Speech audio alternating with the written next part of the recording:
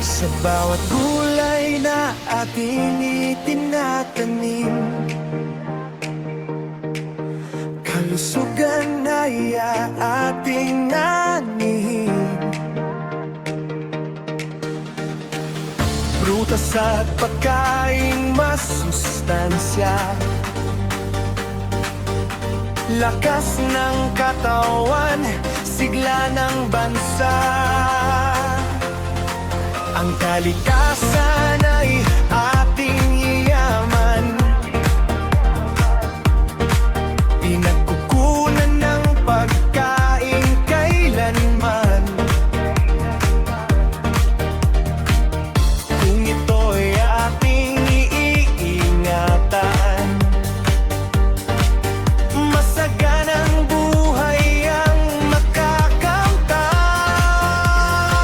Nutrisyon at kalikasan, ating pangalagaan, para sa malusog at luntiang kinabukasan. Tamang pagkain, wastong gawain, sama-sama nating isabuhay at gawin. Nutrisyon at kalikasan, ating pahalagahan, kalusugan ng bawat isa ay ating pagyamanin. Mula sa tahanan hanggang paaralan, pagmamahal sa kalikasan ay ating ipamalas. Magtanim ng gulay sa bakuran, masustansyang pagkain ay mapagkukunan. Bawasan ng basura, mag-recycle rin, malinis na kapaligiran ay ating mithiin. Tubig at hangin ay dapat ingatan,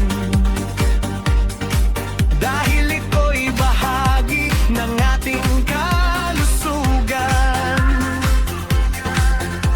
Kapag sama-sama ang pagkilos natin, mas maliwanag ang bukas na darating.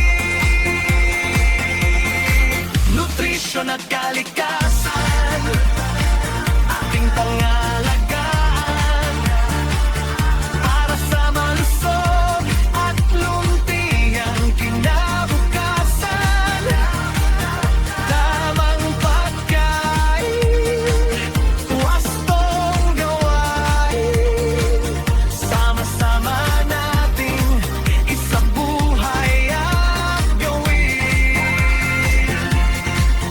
Bata man o matanda, tayo'y magkaisa sa pangangalaga ng kalusugan at kalikasan. Bawat hakbang, bawat gawa,